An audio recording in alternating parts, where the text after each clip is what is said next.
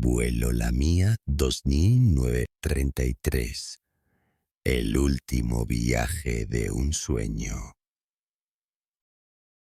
Una ciudad unida por un sueño, la historia del chapecoense. En noviembre de 2016, una emoción palpable impregnaba la modesta ciudad brasileña de Chapecó, enclavada en la suave calidez de la primavera del hemisferio sur. El club de fútbol local chapecoense, verdadero faro de su comunidad, se encontraba al borde de la historia, listo para disputar la final más importante de su existencia. No se trataba simplemente de un equipo deportivo, era un fenómeno, la encarnación colectiva de un sueño que, contra todo pronóstico, había ascendido desde las divisiones más bajas del fútbol profesional hasta las semifinales internacionales en un periodo asombrosamente corto. El mundo observaba con asombro, pero para el equipo y sus fervientes seguidores,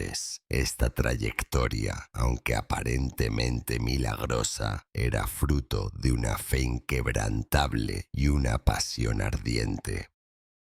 Para Chapecó, una ciudad de poco más de 200.000 habitantes, el fútbol había sido siempre un telón de fondo, más que el hilo conductor de la vida cotidiana. Sin embargo, el ascenso meteórico del chapecoense alteró esta dinámica de forma irreversible. Desde comienzos humildes, en las divisiones inferiores, irrumpieron en la élite, cautivando a la comunidad futbolística mundial con su notable cohesión y espíritu indomable. El entrenador principal, Cayo Junior, figura orientadora del equipo, solía repetir a sus jugadores una frase profunda: no somos los mejores, pero merecemos estar aquí. Somos un equipo que demuestra que los sueños son posibles. Entre la plantilla de atletas dedicados estaban figuras como el talentoso mediocampista Clever Santana, el carismático portero Danilo Itiaguinho, un delantero de 22 años que acababa de celebrar el nacimiento de su hijo. Cada jugador, cada entrenador, cada miembro del personal llevaba consigo un registro personal de esperanzas y aspiraciones, visualizando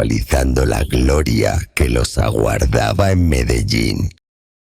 Su destino final era la vibrante ciudad de Medellín, Colombia, donde el plantel del chapecoense tenía previsto enfrentarse con Atlético Nacional, ampliamente reconocido como el club más destacado de Sudamérica, en el partido de ida de la final de la Copa Sudamericana 2016. El viaje, que pretendía ser una celebración de su triunfo, se realizaría en un avión charter proporcionado por La Mía, una aerolínea de propiedad venezolana con base en Bolivia. La atmósfera a bordo, al embarcar el equipo, era de profunda camaradería y júbilo, un vuelo informal y amigable, desprovisto de las rigideces del transporte comercial. No había sentido de urgencia ni clases diferenciadas. Era un encuentro de almas afines, el equipo, sus entrenadores, el personal comprometido y un grupo selecto de periodistas. Todos se conocían por nombre, lo que contribuía a una atmósfera casi familiar. Algunos se sumergieron en la música con sus auriculares, otros cayeron en un sueño tranquilo, mientras muchos capturaban el momento con selfies, acompañadas de la ferviente declaración: rumbo a gloria, hacia la gloria. Estaban en la flor de la vida, jóvenes y profundamente enamorados del fútbol. Sin saberlo, este viaje, lleno de tan brillantes promesas, estaba trágicamente destinado a ser su último vuelo.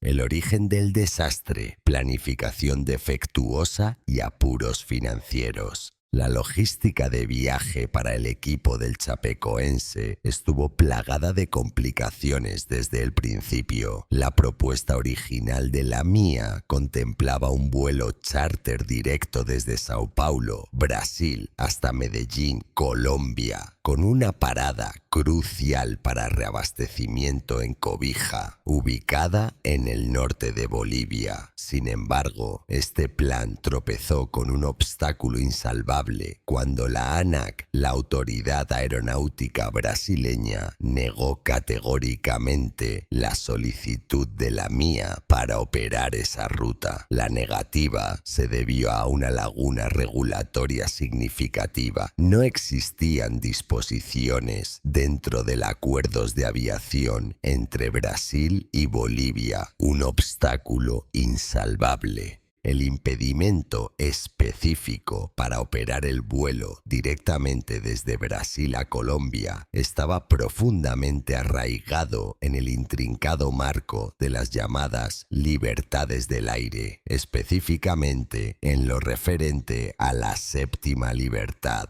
que otorga a las aerolíneas el derecho a operar vuelos entre dos países extranjeros sin necesidad de pasar por su país de origen. Esta libertad constituye una piedra angular del derecho aeronáutico internacional, establecida por el Convenio de Chicago en 1944. Sin embargo, no todos los países han ratificado o cuentan con exenciones para ejercer tales libertades. En el caso de Brasil y Colombia, los acuerdos vigentes no permitían que una aerolínea boliviana operara un vuelo directo entre ambos países.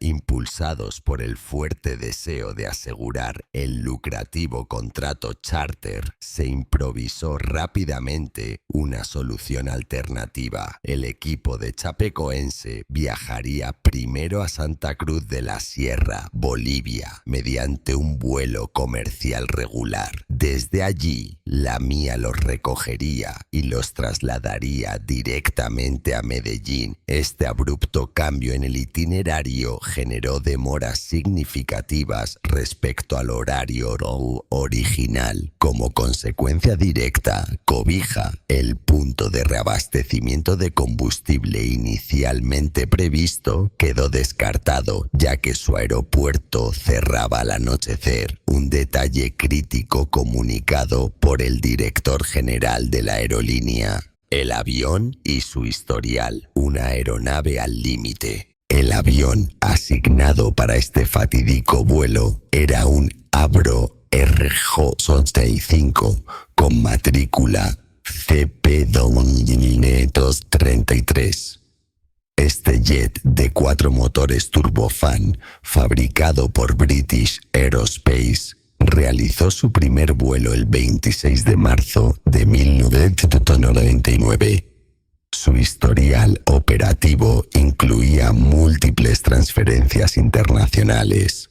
Inicialmente certificado en el Reino Unido, sirvió para Mesaba Airlines como Northwest Airlink en EUIU hasta septiembre de 2007. Luego fue transferido a CityJet en Irlanda hasta octubre de 2013, realizando incluso vuelos para Air France. La Mia adquirió la aeronave el 16 de octubre de 2013 y la registró varias veces hasta establecer la matrícula CP-233. El avión ingresó a Bolivia en 2014 sin un certificado de aeronavegabilidad de exportación, pero cumpliendo con la normativa local, sometido a una inspección mayor en una instalación certificada por la Fuerza Aérea Boliviana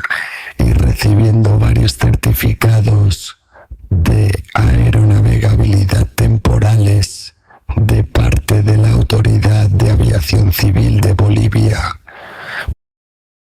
para el día de la tragedia, el avión había acumulado 19.737 ciclos de vuelo, despegues y aterrizajes, y 21.640 horas y 45 minutos de tiempo de vuelo.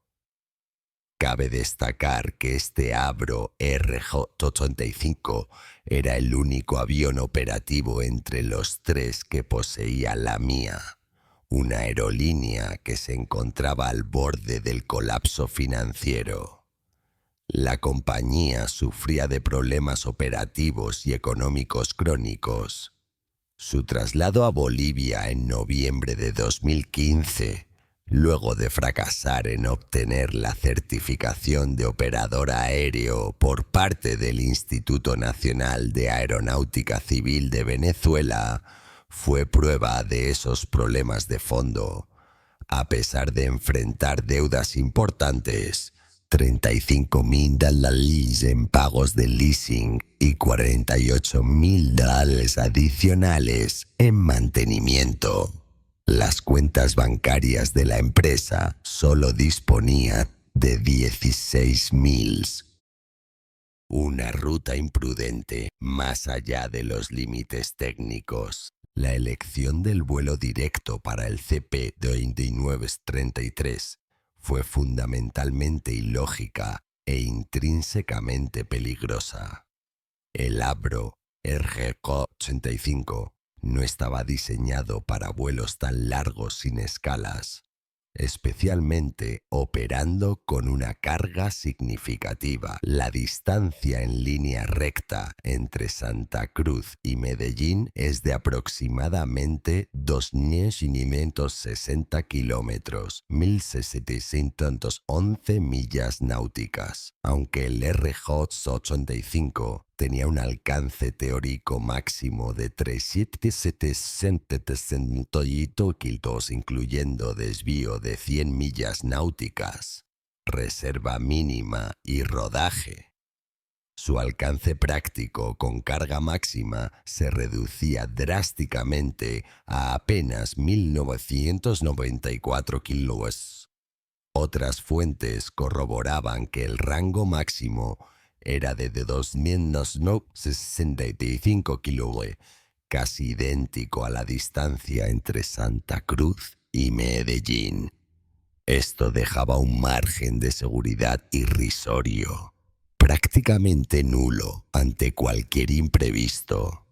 Críticamente, la Mia presentó un plan de vuelo que omitía deliberadamente cualquier parada intermedia para reabastecer, a pesar de saber que los márgenes de combustible eran extremadamente ajustados. Esto no fue un simple descuido, fue una violación flagrante de las normas básicas de seguridad aérea. Tras el accidente, la investigación reveló un hecho aún más alarmante. La póliza de seguros de la Mia, además de no cubrir vuelos hacia Colombia, había expirado por completo en octubre de 2016. Apenas semanas antes de la catástrofe, en respuesta inmediata, la Autoridad de Aviación de Bolivia suspendió la licencia operativa de la Mia, poniendo fin a sus actividades de forma definitiva. La tripulación y una cadena de errores fatales. La tripulación del vuelo, la Mia 2933, estaba compuesta por 9 personas, cuyas vidas quedaron ligadas al trágico destino del avión. El comandante Miguel Quiroga, también mencionado como Miguel Quesada en algunos registros, de 36 años, era además uno de los propietarios de la aerolínea. Era piloto de primera clase, con 692 horas y 51 minutos de vuelo, de las cuales 17 horas y 41 minutos fueron específicamente en el RJ-85. El primer oficial era Fernando Goitia, de 47 años, también piloto de primera clase, con 6.923 horas y 32 minutos de vuelo total, incluyendo 1.474 horas y 29 minutos en el mismo modelo de avión. Algunas versiones también mencionan a Ozzy Guerra como segundo piloto y a Sisi Arias, de 29 años, como primer oficial de relevo. La cabina estaba atendida por 5 auxiliares de vuelo, entre ellos Ximena Suárez, quien milagrosamente sobrevivió al accidente. También sobrevivió el mecánico de a bordo, Erwin Tumiri.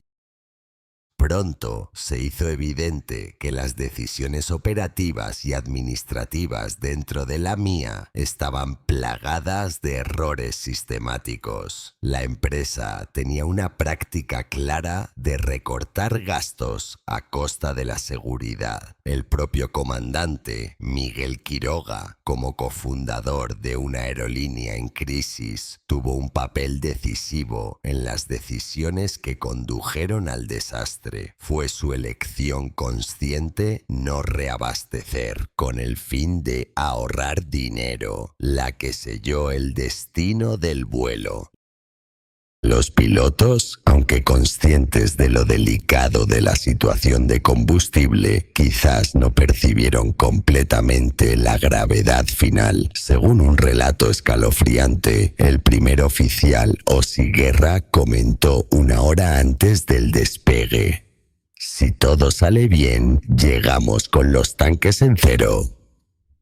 El plan de vuelo, entregado en la oficina de despacho, indicaba que el tiempo total de vuelo y la autonomía del avión eran exactamente 4 horas y 22 minutos. A nivel de vuelo, 280.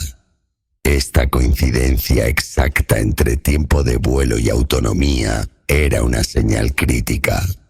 Las regulaciones de la OACI, Organización de Aviación Civil Internacional, estipulan que el combustible de contingencia debe ser al menos el 5% del total necesario para el trayecto, o el suficiente para mantener el avión en espera durante 5 minutos a 1.500 pies sobre el aeropuerto de destino, según el peso actual de la aeronave. En este caso, el plan de vuelo demostraba claramente que el avión estaba peligrosamente subabastecido.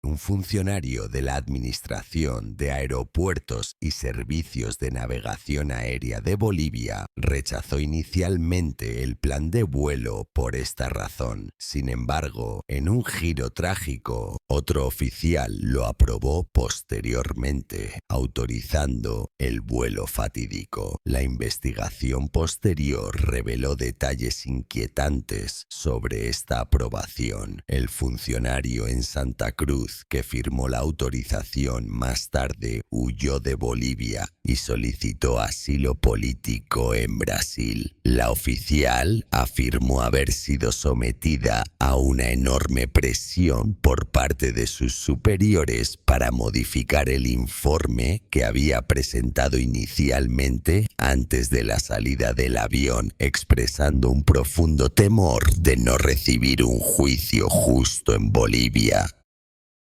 A pesar de la evidente deficiencia de combustible, el capitán Quiroga supuestamente ordenó a los encargados de reabastecimiento que llenaran los tanques con la carga máxima permitida. El equipo de tierra cargó poco menos de 1.640 kilos, lo que elevó el total de combustible a poco más de 9.000 kilos. Sin embargo, un meticuloso análisis posterior al accidente realizado por los investigadores reveló una discrepancia alarmante. Para cumplir con todos los parámetros establecidos en el Manual de Operaciones de la Tripulación de Vuelo y los estándares internacionales para esta clase de vuelo, la aeronave debía haber transportado un total de 12.000 y 52 kilos de combustible, es decir, una diferencia crítica de más de 3 toneladas métricas.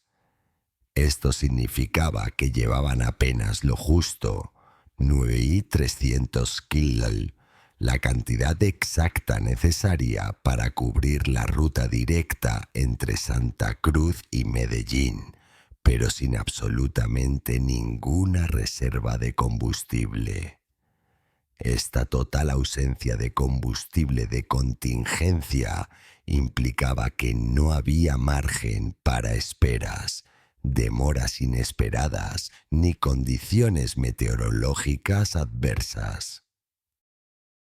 Además, la tripulación del vuelo Lamia 2933 presentó una grave deficiencia en un requisito obligatorio universal en la aviación: la competencia en el idioma inglés. El inglés es el idioma obligatorio para la aviación internacional, fundamental para garantizar una comunicación clara y efectiva. Sin embargo, la licencia de competencia lingüística del capitán estaba vencida y los copilotos no contaban con certificación válida alguna. Esta grave carencia fue especialmente peligrosa cuando la aeronave cruzaba espacios aéreos no hispanohablantes, comprometiendo severamente su capacidad para comunicarse eficazmente con los controladores de tráfico aéreo, ATC.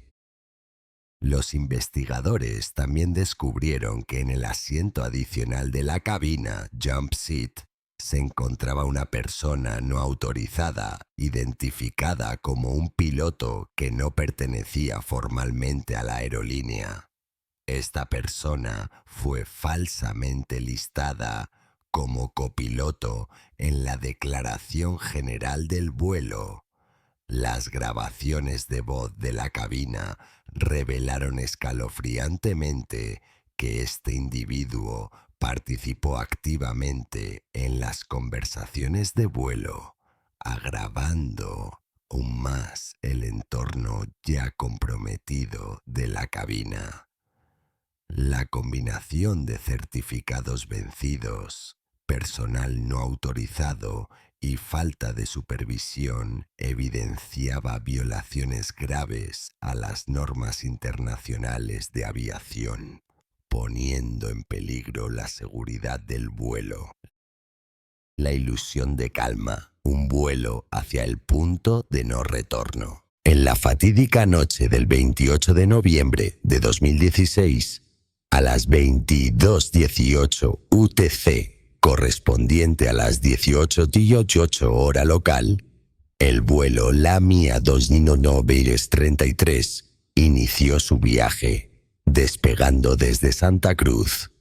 Otro informe indicó que la aeronave partió antes de lo previsto a las 17:19 hora local y aterrizó en Santa Cruz a las 17:58 para prepararse para su posterior salida hacia Medellín. Sea como fuere, el avión despegó finalmente de la pista 34 a las 22:18 hora local, iniciando su ascenso hasta el nivel de vuelo FL260, que alcanzó 23 minutos después, a las 22:49. Posteriormente, recibió autorización para continuar ascendiendo hasta FL280 y luego FL300. Dentro de la cabina de vuelo se desarrollaba una dinámica peculiar, no solo entre los miembros oficiales de la tripulación, sino también por la presencia de ese tercer individuo no autorizado ocupando el jump seat. Las primeras horas del vuelo transcurrieron con una falsa sensación de tranquilidad. El avión fue entregado sin incidentes entre diferentes controladores aéreos, desde Panamá hasta Colombia, mientras cruzaba varias zonas de control. Desde el exterior, Todo parecía desarrollarse con absoluta normalidad. Sin embargo, dentro de la cabina, las conversaciones revelaban una verdad aterradora. El combustible restante del avión se acercaba inexorablemente a un umbral crítico. La grabadora de voz de la cabina, testigo silencioso del drama, captó múltiples discusiones sobre el consumo de combustible y el nivel restante. Se realizaron varios cálculos de combustible, lo que indicaba que había cierta conciencia del peligro inminente. Se discutieron opciones de desvío. Incluso al sobrevolar Bogotá, se comunicaron con el control local, pero ninguna alternativa fue ejecutada. Alrededor de las 02:16 UTC, 21:16 hora local en Colombia, cuando el vuelo se acercaba a su destino, a aproximadamente 180 millas náuticas de Medellín y unos 18 minutos antes del descenso planificado, ocurrió lo inevitable. Una alarma de bajo nivel de combustible sonó en la cabina. Esta alarma se activa cuando el nivel de combustible en los tanques de alimentación cae por debajo de los 280 litros aproximadamente. El tiempo de vuelo restante con ese combustible dependía de varios factores: condiciones meteorológicas, consumo actual de los motores, etc. En ese instante, los protocolos internacionales exigían a la tripulación que actuara de inmediato. Calcular el combustible exacto restante, la distancia al destino, el mínimo de combustible requerido para aterrizar con seguridad y, lo más importante, declarar formalmente una emergencia. Según los procedimientos de la OACI, una aeronave entra en situación de mínimo combustible cuando queda claro que solo hay suficiente para seguir la ruta autorizada, ejecutar un procedimiento de llegada y aterrizar. En ese caso, el piloto debe informar al ATC de inmediato. El control aéreo, entonces, proporciona información sobre posibles demoras y tiempos estimados de aproximación. Aunque aún no se considera emergencia total, este aviso sirve para priorizar el vuelo sobre otros en espera. Si la situación se agrava, el piloto debe declarar un PAN-PAN o, en el caso más extremo, un Mayday por combustible, que activa el protocolo de emergencia completa y otorga prioridad absoluta al vuelo. Pero en la cabina de la Mía 233 reinaba un silencio inquietante. No se tomaron medidas, no se hicieron llamadas al control aéreo, no hubo señales visibles de urgencia. La tripulación enfrentaba una decisión crucial: desviar a Bogotá a solo 77 millas náuticas o continuar hacia Medellín. Tomaron la decisión fatal de continuar. Los motivos exactos de esa elección aún se desconocen, aunque se especula que la presión comercial, el temor a las represalias por haber despegado sin combustible suficiente o incluso la negación ante lo inevitable podrían haber influido. Ese silencio trágico, esa demora inexplicable, consumió un tiempo precioso y finalmente selló su destino. Al mismo tiempo, otro avión, el vuelo Avianca 9356, o 953, según algunos informes, había solicitado un aterrizaje de emergencia en el aeropuerto de Medellín debido a una falla técnica. El control aéreo, siguiendo los protocolos de seguridad, le otorgó prioridad inmediata. Este retraso adicional de 7 minutos, impuesto al vuelo Lamia ya al límite de su combustible, resultaría ser mortal. El desenlace, silencio, fallos y desesperación. A las 02:33 UTC, el controlador de Medellín solicitó al vuelo Lamia 233 que informara su nivel de combustible. Sin embargo, la tripulación no respondió con claridad ni declaró emergencia alguna. Minutos después, la situación empeoró rápidamente. A las 02:34 UTC, el piloto informó sobre un problema eléctrico y solicitó permiso para descender. La torre autorizó el descenso y el vuelo comenzó la aproximación. Sin embargo, el combustible continuaba agotándose.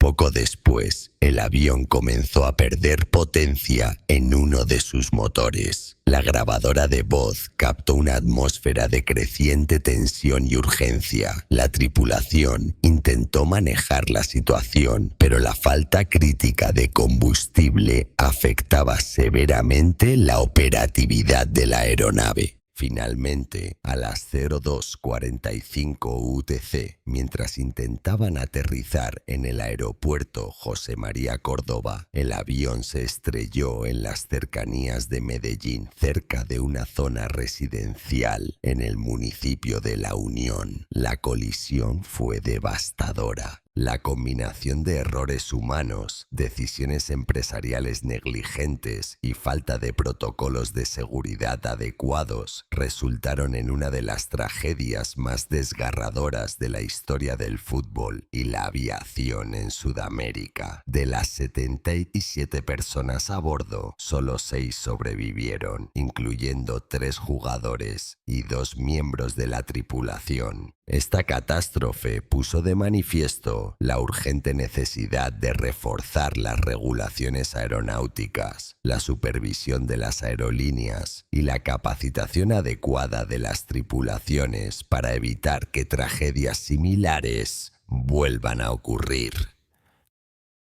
La importancia de la declaración de emergencia y la respuesta del control aéreo. Declarar una emergencia por combustible mínimo o crítico o una emergencia total es vital porque alerta de inmediato a los servicios de control de tráfico aéreo para que proporcionen el apoyo necesario y aceleren la asistencia. La decisión del control de tráfico aéreo en Medellín de otorgar prioridad de aterrizaje a otras aeronaves contribuyó a las demoras críticas que sufrió el vuelo Lamia 233, aunque el ATC no estaba consciente del estado crítico del avión. La emisión de instrucciones estándar y el cumplimiento pasivo y sin comunicación activa de la tripulación consumieron un tiempo vital e irreemplazable. Tras el accidente, Bolivia tomó acciones decisivas, suspendiendo a la aerolínea Lamia mientras la investigación colombiana del accidente señalaba directamente la falta catastrófica de combustible. La aerolínea fue cerrada permanentemente. Se produjo una oleada de arrestos. La Dirección General de Lamia y su hijo, que trabajaba en la Autoridad de Aviación Civil de Bolivia, fueron detenidos por cargos que incluyen abuso de poder, conducta incompatible con el cargo público y incumplimiento de funciones. Además, se emitieron órdenes de captura para los copropietarios de Lamia, arrestados finalmente 5 años después del siniestro. Una de las preguntas más inquietantes que sigue sin respuesta es por qué la tripulación no reaccionó automáticamente cuando sonó la alarma de bajo combustible. Se especula que pudo deberse a la enorme presión comercial que los hizo reacios a declarar una emergencia por combustible, o a un temor a enfrentar el escrutinio inevitable, dado que ya sabían antes del despegue que el combustible era insuficiente.